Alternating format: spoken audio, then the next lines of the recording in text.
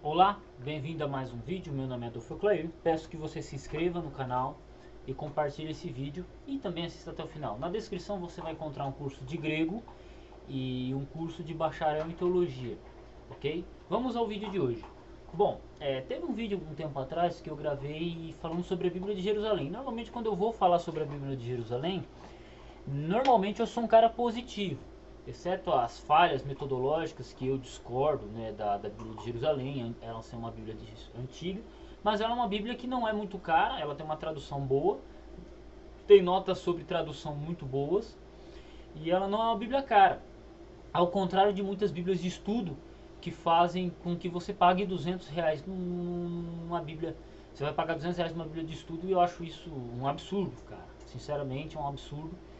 E essa é uma das coisas que fazem com que eu seja um militante contra o uso excessivo de Bíblias de estudo. Né? Mas a Bíblia de Jerusalém é uma Bíblia que ela é barata, cara. Então eu gravo, então normalmente eu sou positivo quando eu vou falar da Bíblia de Jerusalém. Eu só discordo da questão metodológica dela. Esse cachorro aqui é o Thor, ok? Cuidado que ele mete um raio em você. E um cidadão ele comentou o seguinte: você, o pastor Raul, o Devair são líderes da seita do texto bizantino. Ainda bem que eu me libertei desta seita, tava perdendo muito material. Não, você é uma mula. Você é uma mula. Porque nós não somos líder de porcaria nenhuma, né? Nós não somos líder de porcaria nenhuma. Você é uma mula. Porque quem acompanha o meu canal, quem assiste esse vídeo aqui, quem acompanha os meus vídeos, sabe muito bem que eu sempre tenho indicado muita coisa dos ecléticos. Eu mesmo cito aqui e falo que gosto muito desse Novo Testamento grego, quinta edição revisada. Eu gosto mais dele do que do Nestlé Aland. Eu uso mais a quinta edição revisada para fazer análise de crítica textual do que o próprio texto majoritário, porque o aparato crítico do texto majoritário ele é muito limitado. Né? O aparato crítico da família 35 ele é limitado apenas aos manuscritos gregos, e eu preciso saber de versões antigas, eu preciso saber de versões antigas, eu preciso saber de pais da igreja, e essa informação eu encontro mais fartamente no Novo Testamento grego, quinta edição revisada. Né? Fora que quando eu preciso fazer um estudo mais aprofundado eu uso Constantino von Tischendorf. Mas aí um maluco vem dizer que está perdendo muito material, sabendo que boa parte dos meus vídeos eu cito material de eclético. E o cara vai falar que está perdendo muito material? Não, peraí. Ou esse cara não sabe quem eu sou, não sabe o trabalho que eu faço, ou ele é muito burro. Ou é muito burro. Eu prefiro optar que ele não conheça o meu trabalho. Né? Eu tenho falado sobre crítica textual, eu sou um dos primeiros canais aqui, eu tenho falado sobre crítica textual há 6 anos no YouTube. Coisa que o teu pastor não falava. Coisa que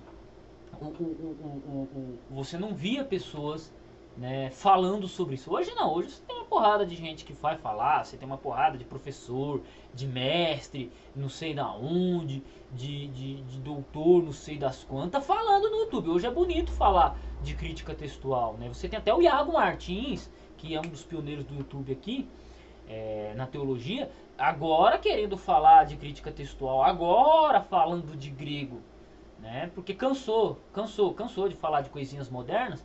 Aí agora ele tá querendo falar de assunto sério, né? Acho que cresceu, né? Cresceu um pouquinho, né? Quis sair um pouquinho do lado pastoral, do lado pós-moderno para falar de teologia, né? E o Martins tá tendo tá saindo da adolescência e entrando na vida adulta. Então, você tem essa galera agora chegando. Mas eu no YouTube aqui, eu tô há 6 anos falando sobre isso. E antes de mim, você tem um cara chamado Fábio Sabino, que não é bizantino, não é mais cristão, ele é um crítico, né? Ele é crítico da Bíblia, ele segue o método histórico crítico. E ele fazia, quando ele ia fazer as análises exegéticas dele, ele sempre acabava fazendo um pouco de crítica textual em si. Então, antes de mim, sinceramente, eu sei que tinha o Fábio Sabino fazendo um pouco, falando sobre crítica textual, mas não do ponto de vista que eu faço, né, do ponto de vista majoritário, mas ele falava do ponto de vista, ele fazia antes, e depois disso não tinha mais nenhum canal que falasse constantemente de crítica textual. Você não tem, Você não tem, você tem um vídeo de um cara falando sobre crítica textual aqui, você tem um vídeo de um cara falando sobre crítica textual ali, sobre variante textual, você vai ter vídeos anteriores aos meus, mas não algo constante. Algo constante. Né? Quando eu cheguei aqui, eu comecei a falar, eu apresentei para vocês, claro, o Novo Testamento Grego, quarta edição revisada. Tem um vídeo meu, o livro que me fez me tornar majoritário. Eu apresentei o livro do Bart Ehrman, apresentei o livro do Wilbur Pickering, eu apresentei o livro do Serroskier. Pode ver lá, cara, pode ver. O vídeo é de 3 anos atrás. 3 anos não, 4 anos atrás. Entendeu? Como que tá perdendo o bom material? Outra coisa, se você lê a introdução do interlinear majoritário, só você lê, a primeira coisa que aqui vai fazer é citar uma porrada de obra que não é de majoritário. Von Soden, Serroskier, Smid. Só lê. Talvez esse cara ele só seja uma pessoa desinformada. Qualquer pessoa que lê a introdução com atenção e prestar atenção nos nomes dos livros que foram citados para servir de base, de referência para esse Novo Testamento grego aqui, Tischendorf, ele vai perceber que não existe coisa escondida nenhuma. Se o cara pegar e ler a introdução do Novo Testamento grego do Wilbur Pickering, ele vai saber que o Wilbur Pickering usou um livro do Kurt Aland. Ele usou um livro de 10 volumes do Kurt Aland para buscar a informação dos manuscritos dele. Tá aqui, ó. Tá aqui. Ele cita aqui, ó. The Scribing the New Testament in After as Testament Sparking Test Gaut Gottman. Vanderlei und Hopper, 4 volumes. Ele cita aqui também Test Under the Test, Greek Hunt, New Testament, Kurt Aland, Berlin, Walter Grutter. Aqui, ó. Aqui. É citado. É citado como referência, né, que foi usado para pesquisa. É citado. Ah, não, mas nós somos uma seita, né? Nós somos... Não, cara. Sabe? A galera que não concorda com o ecletismo, a galera que não concorda com o ecletismo, como eu particularmente, não vejo no ecletismo, não vejo no ecletismo uma fonte segura para estabelecer o Novo Testamento grego. Acho até interessante, mas não acho uma questão segura. Mas eu não negligencio os estudos feitos por esses críticos textuais, por esses estudiosos. E eles não são negligenciados por nenhum defensor do texto majoritário. Né? Acho que se eu dizer por nenhum defensor do texto majoritário, eu estou colocando muita coisa. Mas, por exemplo, se você ler o livro do Wilbur Pickering, qual é o texto original do Novo Testamento, que está em português, não é nada complicado, só baixar na internet, qual o texto do Novo Testamento Wilbur Pickering, você vai ver que ele cita uma porrada de obras de vários críticos textuais. Ele cita. Então, como é que a gente vem dizer que a gente é uma seita? Só porque a gente está abrindo os olhos, só porque não concordamos com a visão eclética. Eu acho que, na verdade, é exatamente o oposto. Sinceramente, eu acho que é exatamente o oposto.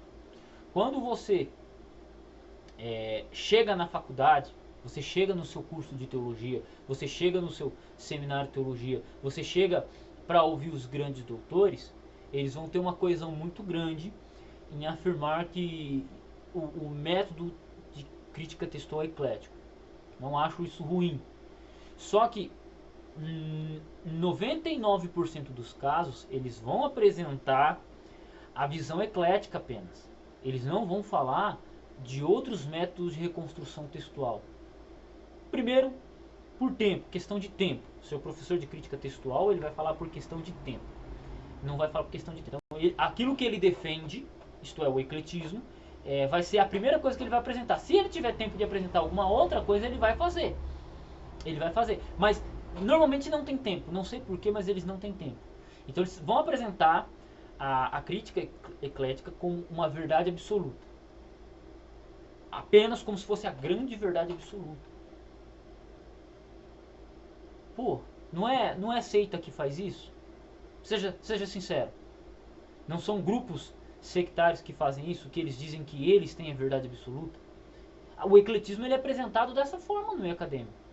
Quando você pega estudos feitos quando eles pegam, pode pegar qualquer livro de crítica textual aí, pode pegar Crítica Textual do Wilson Paroski, o Origem e Transmissão do Novo Testamento, Texto do Novo Testamento do Kurt Aland, esses dois livros do Wilson Paroski, um é do Kurt Aland, traduzido em língua portuguesa. Você pode pegar Bart Ehrman, você pode pegar o livro Brute Messenger, né, Corrupção do Novo Testamento, isso só está em inglês. Você pode pegar todos os livros de crítica textual, os manuais introdutórios de crítica textual, os manuais que fazem estudos. E sabe o que é interessante? Eles vão apresentar o ecletismo como uma verdade absoluta, e quando eles vão mencionar outra abordagem de reconstrução textual, eles vão citar uma página, duas páginas, sabe? Uma ou duas páginas. E pronto, acabou. Vai citar lá outros estudiosos. Por quê? Porque a verdade absoluta é essa. Não podemos questionar essa verdade. Eu não estou falando aqui, eu não estou aqui para dizer, em nenhum momento eu estou aqui para dizer para você que o que eu estou falando sobre crítica textual seja verdade. Eu estou aqui para trazer informação para vocês.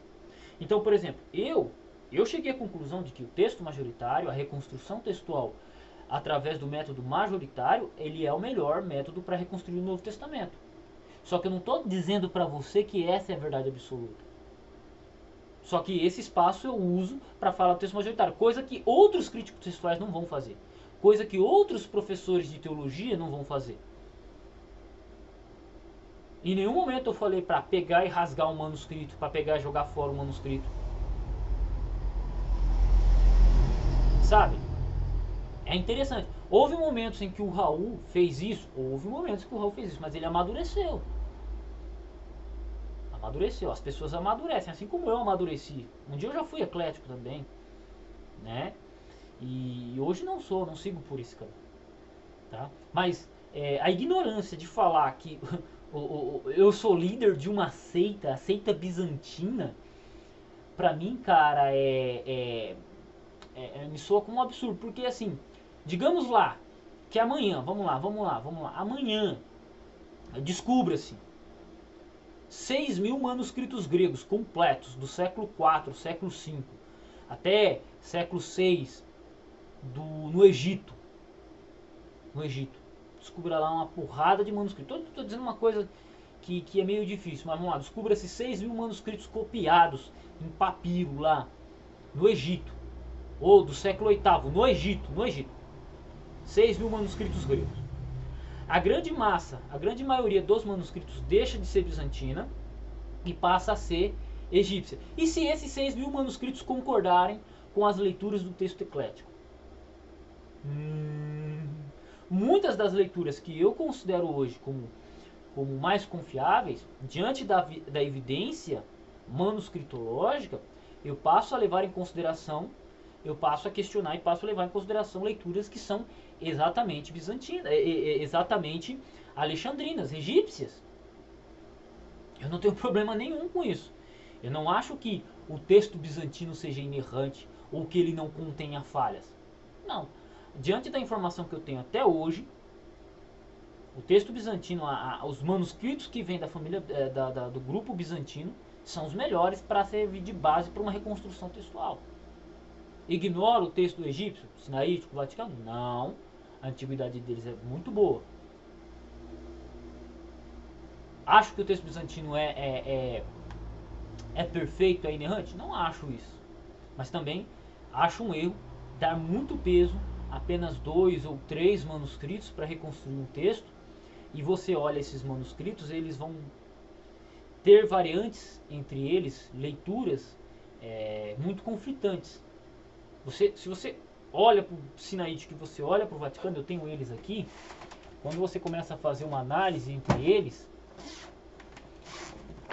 se você vai reconstruir um texto bíblico a partir deles, você vai ter que tomar muitas decisões, sinceramente, não é uma forma, você vai ter que tomar muitas decisões que você fica com um e ignora o outro, Só que no texto eclético, tem hora que eles ficam com esse, tem hora que eles ficam com esse, tem hora que eles ignoram os dois e ficam com o texto bizantino, tem hora que os dois ficam contra o texto bizantino.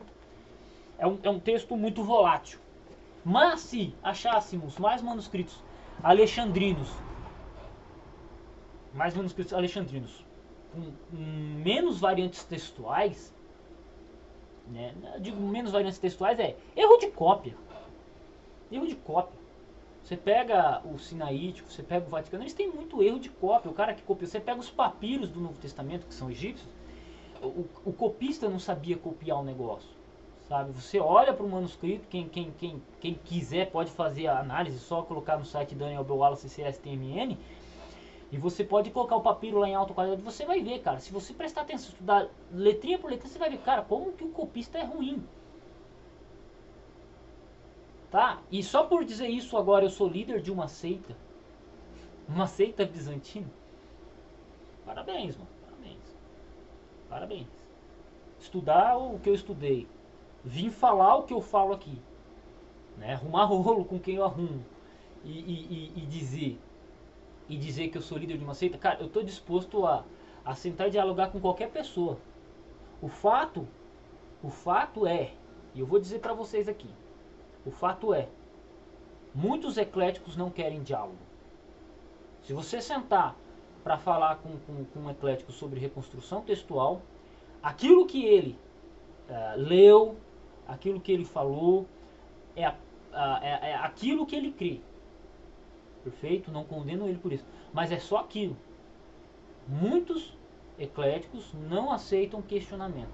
Interessante que eu assisto muitas palestras de ecléticos e, sinceramente, eu acho muito engraçado, porque quando eu assisto uma palestra de um professor que segue a linha eclética, pô, eu falo, cara, os caras bagaçam demais, os caras têm um puta conhecimento. Só que chega num ponto que eles se contradizem. Sempre chega num ponto em que eles se contradizem. Sabe? É muito engraçado. É muito engraçado. Né? Fala, nossa, o Novo Testamento é o documento mais copiado da história da humanidade. Beleza. Só que aí chega na hora de você usar os documentos. Não, esses documentos não servem pra nada. Acho que é uma tremenda contradição. Sabe? Os manuscritos bizantinos, eles são muito recentes. Só que aí você pega esses manuscritos recentes, olha para os pais da igreja do século III, do século II, do século IV, e os pais da igreja têm as leituras tão antigas, tem essas leituras do século IV que concordam com o texto bizantino. Então como é que esse texto bizantino, eu vou chegar e dizer que ele, só porque ele é um manuscrito recente, ou essa família é uma família recente, como é que ela tem essas leituras lá do século III, século IV? Me explica essa contradição. Me explica isso aí. Me explica isso aí. Me explica como que você, que defende o texto eclético, utiliza, vamos lá, para Apocalipse 22, verso 14. A leitura mais antiga é lavar as vestes. Aí você pega lá um pai da igreja do século III, que é mais antigo que os manuscritos gregos, né? Você pega um pai da igreja que diz lá lavar as vestes. Aí você olha para a grande maioria dos manuscritos, tem lá guardar os mandamentos. Aí tem um pai da igreja do século III que fala que é guardar os mandamentos. Ele é do século III, um pai da igreja. Se ele é um pai da igreja, o manuscrito que ele copiou, que ele se baseou, é mais antigo do que ele. Não tem como eu fazer uma leitura, aqui, vamos supor, copiar de um texto grego ou fazer uma leitura e ela ser mais recente do que a minha leitura, né? Eu acho meio improvável. Mas possivelmente ele copiou de um manuscrito grego, um pai da igreja do século III, faz uma leitura, né? Copia lá, faz uma citação e ele é do século III, então o manuscrito que usou é antes do século III. Como assim?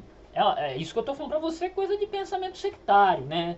Não é evidência, né? Não é uma coisa objetiva, né? Tipo, pô, esse pai da igreja aqui traz uma leitura que ela está atestada na grande maioria dos manuscritos e ele é do século III, então o manuscrito que ele está citando é anterior. Parece que se eu fazer uma coisa dessa, parece até que eu li num livro eclético, né? Num livro que defende o ecletismo.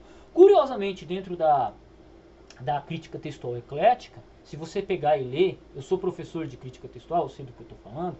Se você pegar o livro Texto do Novo Testamento, do Kurt Aland, deixa eu pegar ele aqui para você que assistir esse vídeo. Se você pegar esse livro aqui, você for na parte de princípios de crítica textual, ele vai dizer uma coisa muito interessante. Ele vai dizer que nem sempre o manuscrito antigo ou a leitura antiga é a melhor leitura.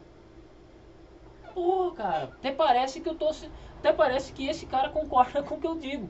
Até parece que eu concordo com que esse grande com esses grandes estudiosos, que é o Kurt Aland e a Barbara Aland. Até parece que eu concordo com eles nisso, né?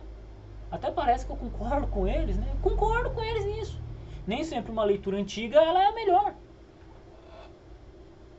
E curiosamente, eu acho que nesse livro aqui, ou também no livro Origem e Transmissão do Novo Testamento do Wilson Paroski, há uma menção de que assim, o manuscrito ele pode ser do século XII.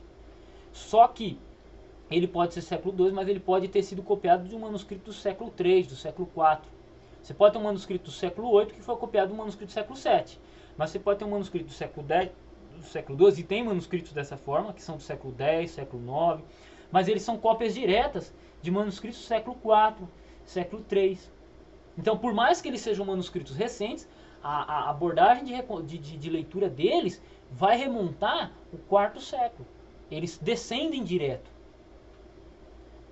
Ah, é, né? Ninguém te falou isso aí ainda, né? Ninguém te falou isso aí ainda. Triste, né? Engraçado, né? Ninguém te falou isso ainda. Por que ninguém te falou, irmão? Por que ninguém te falou? Porque será que estão presos numa bolha, numa seita de pensamento? Parabéns. Eu acho que deve ser isso. Ou não? Alguém já te falou dessas contradições? Não, né? Por que não? Porque eles fazem parte do mesmo grupo que pensa exatamente igual, né? Ou pensam de maneira muito parecida. Aí tem que vir um cara igual eu, um autodidata igual eu, um cara que estudou sozinho, que aprendeu sozinho, que leu os livros, viu, se questionou e apresentar pra você.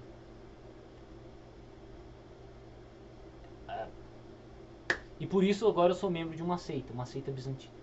E discordar. Agora eu sou líder de uma seita bizantina. E com isso você está perdendo muito material bom.